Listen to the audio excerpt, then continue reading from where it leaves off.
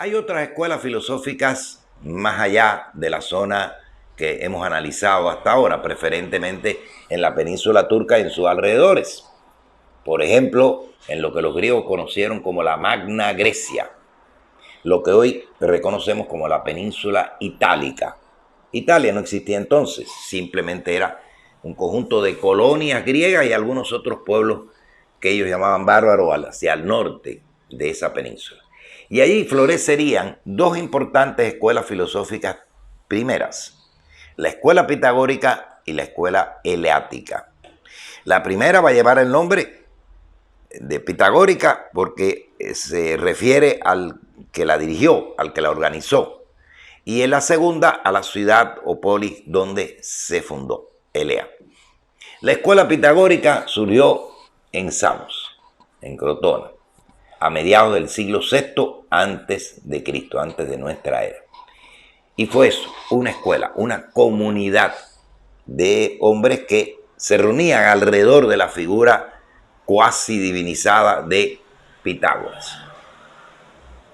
Es interesante porque los primeros filósofos, aunque tuvieran relaciones, vínculos, diálogos, incluso tuvieran determinados discípulos entre ellos, no optaron por crear una comunidad de pensamiento.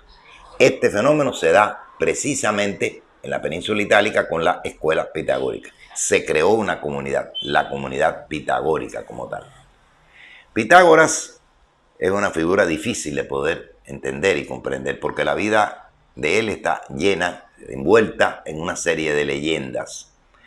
El pitagorismo, contrario a lo que hemos analizado anteriormente de la filosofía como una especie de enfrentamiento al mito, a la concepción mitológica, tuvo un carácter filosófico pero igualmente místico religioso. En primer lugar, la comunidad asumió una serie de formas de comportamiento, una práctica de numerosas reglas de abstinencia. Apenas se comía carne.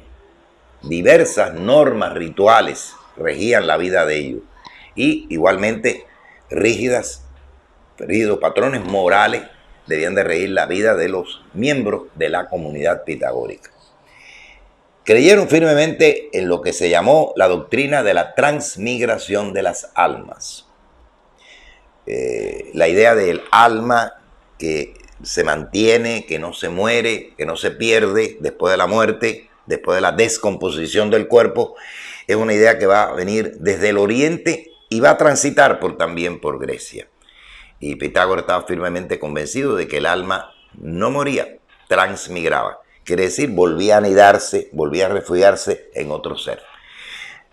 Se cuenta, las leyendas dicen que Pitágoras estaba tremendamente inquieto siempre por saber a dónde él iba a transmigrar una vez que muriera su cuerpo.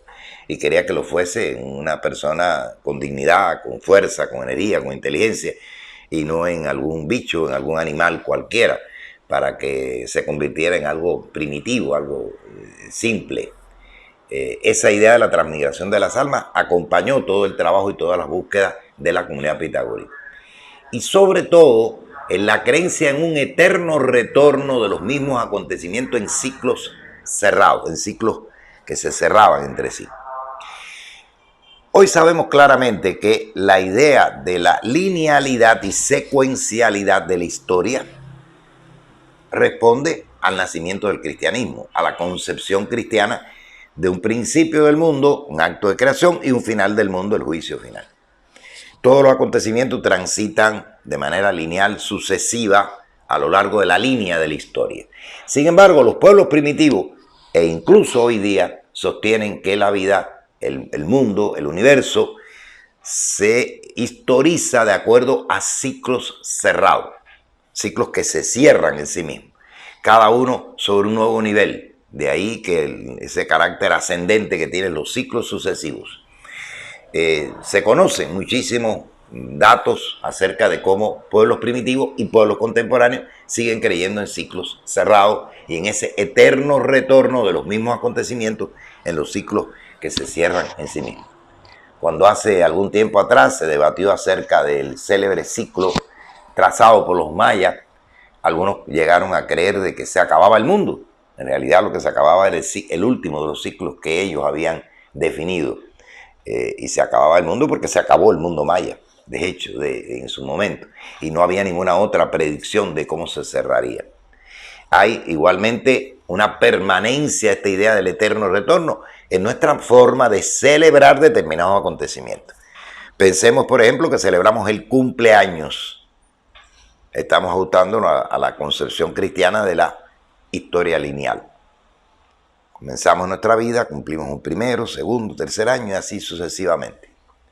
Sin embargo, mantenemos la idea de que se ha acabado un ciclo al llegar el hombre y la mujer a los 15 años y celebramos los 15. Porque precisamente se ha acabado un ciclo de la maduración del ser humano. El hombre ingresa en otro estadio de su desarrollo y celebramos eso. No importa de qué forma, no importa de qué manera. No olvidar tampoco que hay diferentes civilizaciones, por ejemplo la China, algunas asiáticas, que celebran no los años que transcurren, sino esos años marcados por determinados seres, determinadas entidades, generalmente un animal, el año del mono, el año del camello, el año de esto, el año del otro. Es decir, simplemente se considera de que se ha cerrado un ciclo determinado. O sea que mezclamos ambas cosas.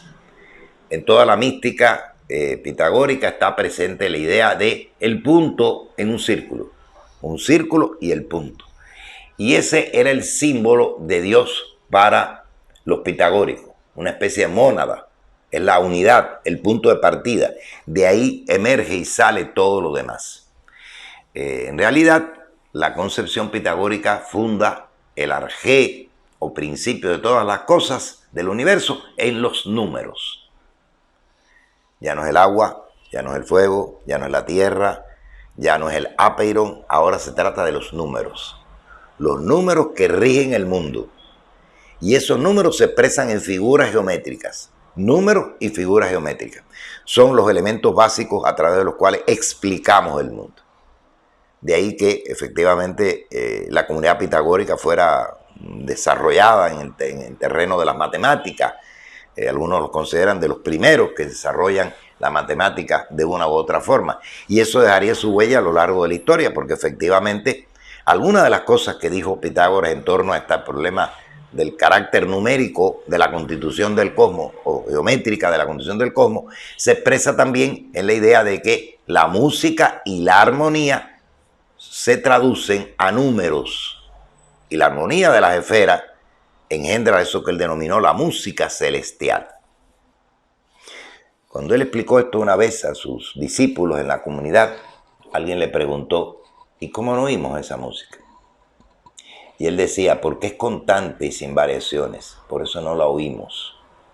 Sin embargo, hoy sabemos algo más con respecto a este problema de la música celestial.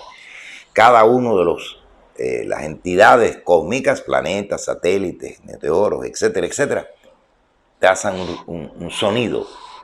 Esa es la música celestial.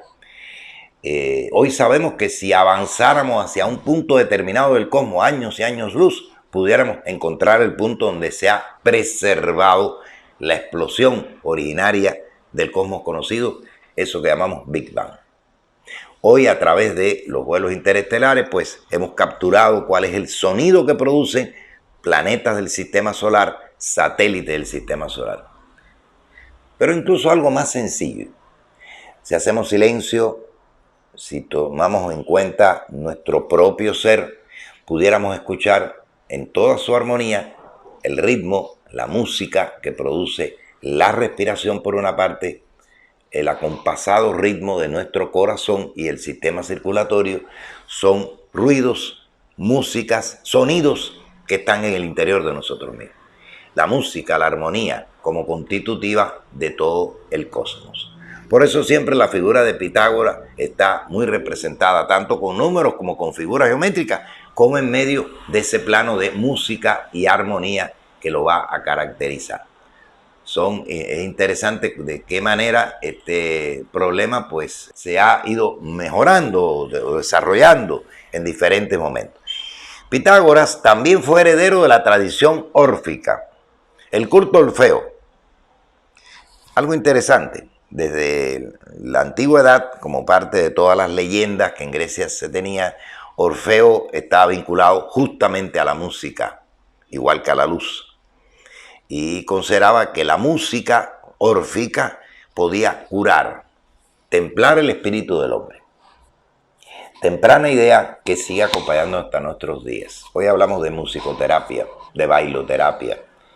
Es decir, comprendemos que la música puede ayudarnos a curarnos, a desarrollar nuestro espíritu, a templarlo, etcétera, etcétera. Es más, en muchas profesiones, muchas personas dedicadas lo mismo a labores de escritura como a labores de la creación artística, prefieren, mientras están trabajando, haciendo su función, la presencia de la música, quizás algo baja, quizás algo tenue, pero la música como acompañándonos en nuestras vidas. Difícilmente hay una persona que se aísle por completo de lo musical, del sonido, que de una u otra manera, artificial o cósmico, podemos tener a nuestro alrededor. Es parte de esa tradición que viene desde el culto órfico. La segunda gran escuela de la península itálica, de esa que llamaron ellos la Magna Grecia, fue la fundada por Parménides de Elea. Parménides fue una figura igualmente mistificada por sus seguidores, hasta el punto que alguien dijo de que se había una leyenda que decía: actúa como si Parménides te estuviera viendo, algo que quedó heredado después en todas las tradiciones religiosas posteriores, ¿no? La presencia divina siempre en tu vida. De Parménides conocemos un poco más gracias a su poema en hexámetros que desarrolló sobre la naturaleza, y siempre rodeado con sus discípulos, pues nos daba a conocer la idea esencial de su concepción. ¿Qué decía el poema? Que existen dos vías del conocimiento. La que él denominó vía de la verdad y la otra la vía de la opinión. La verdad, desde el punto de vista de la Grecia antigua, desde el punto de vista de esta tradición que comienza en Elea, puede ser de dos maneras: la episteme, la verdad epistémica, y la verdad aletheia. La primera es por búsqueda, por investigación, a ella se llega. La segunda, aletheia, es una verdad que ya está ahí, contenida en algo, en alguien, y yo la desvelo, la descubro de una u otra manera. La otra vía del conocimiento es la opinión, lo que en griego antiguo se denomina doxa. De ahí se deriva una palabritas que tenemos todavía en el vocabulario contemporáneo. Ortodoxa, una opinión única, compartida por todos, aceptada por todos, impuesta a todos. Heterodoxa, la diversidad de opiniones existentes. Pero además de la opinión está la verdad. La verdad sí es una y se logra, repito, por vía epistemológica, o sea, a través de una investigación, o por vía del desvelamiento de la verdad ya existente. Esta puede ser, por ejemplo, la que se dice encontrar en un libro sagrado, un texto de alguna manera, y su lectura, su búsqueda, o en una piedra especial o en un objeto especial, tras el cual milagrosamente está contenida la verdad. Bueno, esa es la aletheia como otra forma de verdad. Dice Parménides que existían dos únicos caminos de investigación que se pueden pensar. Y aquí viene uno de los momentos más polémicos de su concepción. Uno, el primer camino, que es y que no es posible no ser. Para él ese es el camino de la verdad, el que conduce a la verdad, el que acompaña a la verdad. Y el otro camino, que lo niega completamente, es que no es y que es necesario no ser, que eso no existe. Desde las civilizaciones orientales siempre estuvo presente la idea del ser y el no ser, del ser y la nada, del ser y el vacío. En eso están fundadas unas cuantas tradiciones de pensamiento hindúes, china, japonesa, en fin, una serie de lugares de Asia. Y los griegos lo habían admitido, lo habían asumido como tal, porque venía de la influencia de estos lugares. Sin embargo, Parménides niega la existencia del no ser. Solo es válido, solo es verdadero el ser. El no ser carece de sentido para él. Él considera de que este camino, el camino del no ser, es completamente inescrutable, porque lo que no es, no lo puedes conocer. Eh, Aquí viene un tema que está prolijamente trabajado del ulterior desarrollo de la filosofía. Adelantemos, por ejemplo, que un filósofo del siglo XIX como fue Hegel hablaba del ser y no ser no como una contraposición excluyente, sino como una comunión y una transición dialéctica de lo uno al otro, del ser al no ser. Recuerden la célebre frase inscrita por Shakespeare en su obra Hamlet, to be or not to be, ser o no ser. Es decir, está presente así ese fenómeno. Para Hegel, por ejemplo, ser y no ser no se mantienen estáticos, sino que uno transita hacia otro y el otro hacia el contrario. Y ese es el devenir de las cosas. Entonces admite las dos.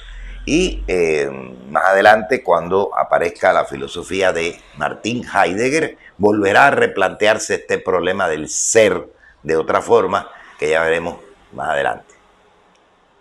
Y hay otra afirmación interesante que nos habla de la concepción inicial de la filosofía griega antigua, que en buena medida, aunque es formulada por Parmenides, pueden tenerla en cuenta otros pensadores antes que él y después que él, que es lo mismo pensar y ser pensado. Ser y pensar es la misma cosa. Hay una ingenua confianza de que lo que yo pienso equivale al ser. Esa ingenua confianza fue detenida por Immanuel Kant en su momento, cuando nos dice que la imagen que tenemos del mundo, la comprensión que tenemos del mundo, la verdad que tenemos del mundo, es siempre una concepción que tenemos de él. No es exactamente el ser. El ser es como es, pero a él no podemos llegar a plenitud, no podemos desvelarlo completamente. Y ahí está presente una forma distinta de plantearse este problema, aunque se mantiene la idea de el ser y el pensar. Hegel la asumió plenamente porque para él eran equivalentes. El ser no era otra cosa que el pensar en su otra manifestación. El ser era apuesto por el pensar. Eso lo veremos también posteriormente. Sin embargo, esta concepción hoy resulta bastante cuestionable por toda una serie de razones que ya veremos más adelante. ¿Coinciden pensamiento y realidad? En todo caso, coincide pensamiento y realidad pensada. Es decir, la realidad que pensamos, tal como la pensamos, es el equivalente al pensamiento, pero no la realidad por sí misma. Resulta hoy arriesgado poder decir justamente esto. Y sobre todo, considerar que el no ser no es y tampoco es pensable, por las razones que apuntaba anteriormente.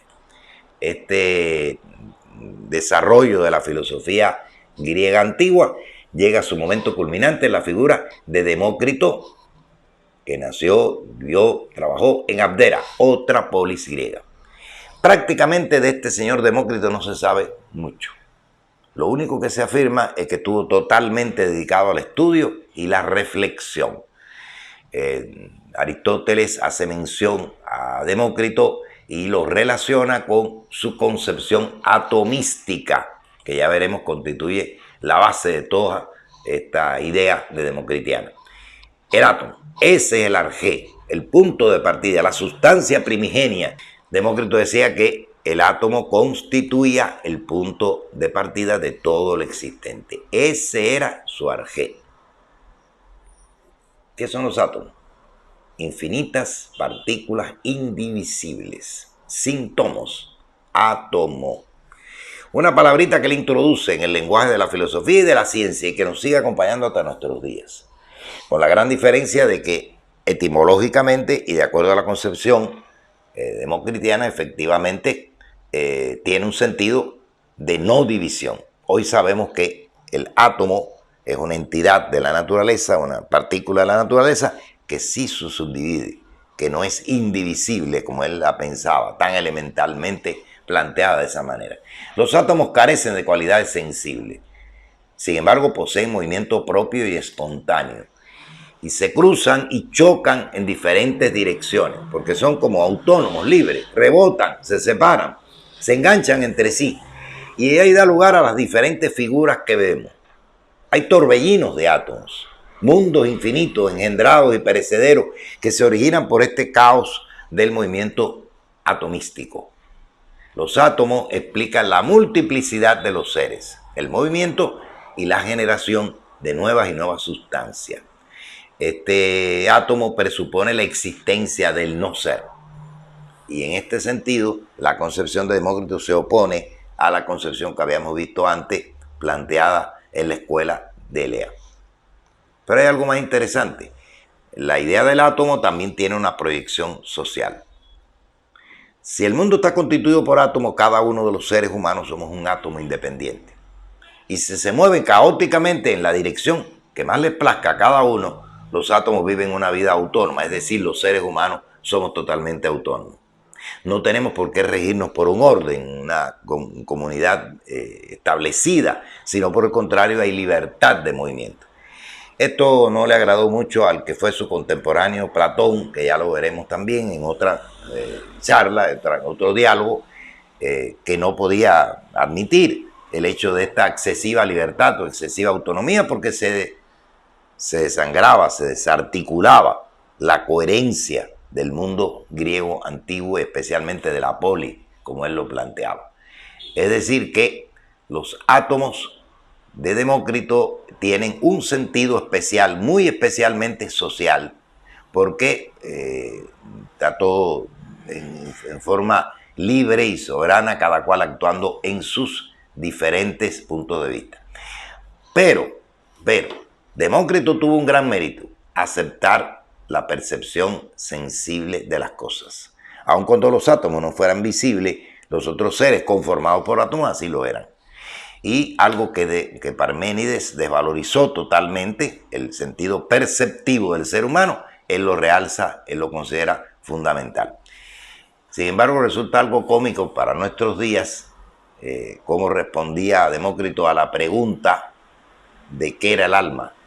Y él decía, el alma también es mortal, también es corporal y está formada por átomos. Muere con el cuerpo. No hay esa transmigración que se había pensado por algunos de los pensadores anteriores. Y es afectada por todos aquellos choques que reciben de los átomos del exterior. El alma es formada por átomos. Toda la vida humana también está cargada de esa estructuración atómica. Átomos quizás más flexibles, más suaves, como decía él en esa frase un poco ingenua, que los átomos de las cosas que tienen una mayor potencia. Pero esos átomos son los responsables con sus emanaciones de dejar una huella en los órganos de nuestro sentido y de ahí se produce el conocimiento, especialmente el tacto, que para él constituía el sentimiento por excelencia. Todas las cualidades sensibles de las cosas pues son logradas a través de esa percepción sensible que a veces puede considerarse algo relativa porque no todos los individuos perciben, interpretan adecuadamente esas acciones del mundo atómico que está alrededor nuestro. Como les había dicho, esta concepción, el sentido, la proyección social del atomismo representado por Demócrito, pues fue refutada, fue enfrentada por Platón.